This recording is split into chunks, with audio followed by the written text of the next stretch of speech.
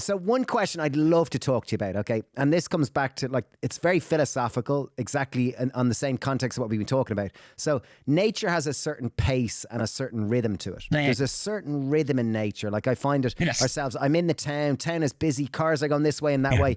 And it tends to create a slight stress in myself. You know, I feel stressed. Yes. But yet we have a farm. I go up to the farm, I get out of the car door and I stand out in the car and the birds are chirping.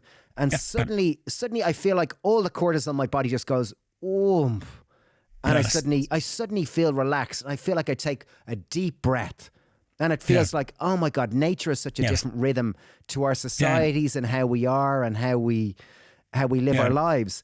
And my question, I don't really have a specific question about it, but I just wonder, how does this relate to, so our vision, like, you know, you've created this wonderful narrative of we need to have a vision of the future and go forward, and each of us can have our own role to play in cataloging, co-creating this new world.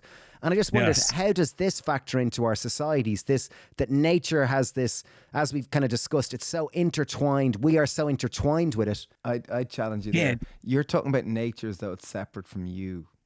The Exactly. very fundamental paradigm of that phrase you just said is that nature is not you. You are nature too. So it's like, it's almost like how we can define ourselves, that we're a part of nature. And as each one of us starts to do it, our cities and our towns start to have that same pace.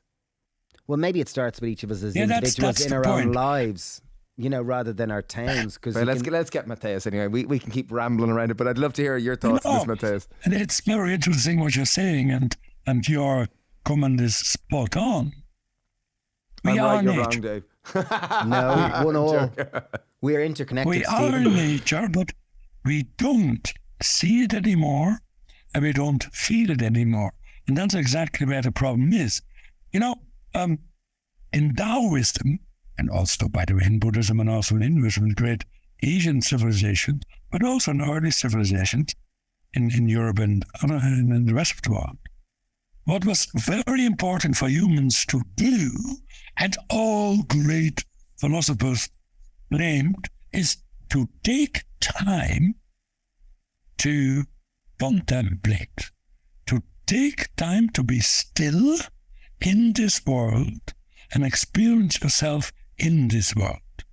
And do that in a non-human made environment. There was a great Chinese philosopher who said that each Chinese should go up to a mountain every 7 years, stay there for a month, come down to remain healthy. The Buddha found his enlightenment in nature, etc., etc.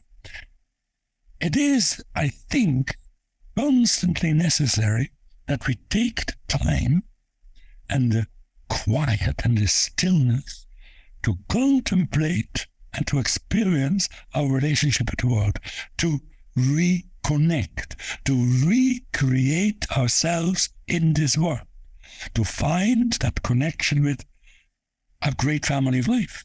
Because our society has done two things in the meantime since the early civilizations. On the one hand, they find this whole idea of material progress that we're constantly running after, and it has taken away our time. We constantly are moving to the next thing we need to do. You know that every civilization in this world had a repeated ritual of stillness and contemplation. Whether that is the Mass or any other ritual in any civilization that was repeated to celebrate the passing of the seasons, to celebrate the growing of crops, or to celebrate the coming of the rains in the Muslim period in India, or the Catholic Mass, or the services in the mosque, or whatever. These are moments of stopping the hectic world, going inside, be still, contemplate, and reconnect and recreate yourself. We've abolished this because time is money. So modern people run from one enterprise to the other in the continuous idea that something needs to be achieved, gained, created in competition with all the others, and we never can experience anymore easily, but you experience when you land on your farm. That's a moment where you disconnect with this rat race, this idea of programs, and land in your true relationships, your true being. We need to reinstate as quickly as possible rituals of stillness and contemplation in individual and collective lives. Otherwise, we become ravingly mad. So true. It's so true. And what does this look like? You know, I guess it can look like many things for many people. Some people might be into meditation. Other people might be sitting, looking at a stream, sipping a cup of coffee. Someone else might be going for a walk. Someone else might be hiking up a mountain. Absolutely. It doesn't matter. I train in Ann Ellen's. I give training courses for companies in what we call the inner side of sustainability. And that's not about innovation, etc., etc. It's about our basic attitude to the world and what we're talking about, our relationship to the world. And I give the CEOs exactly what I'm saying to you now.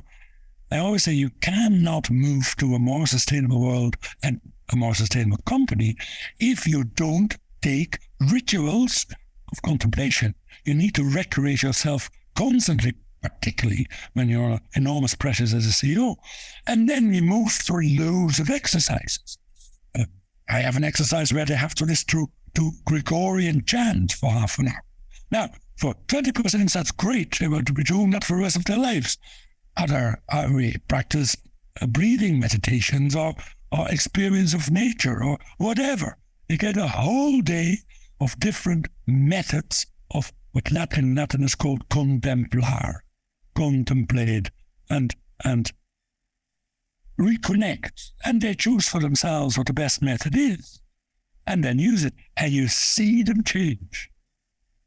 It's brilliant, because unless we change inside, the outside is never going to change. And it's kind of a reminder about the importance of the stillness, to move from being a human doing to being a human being, and to actually stop and pause. Stop.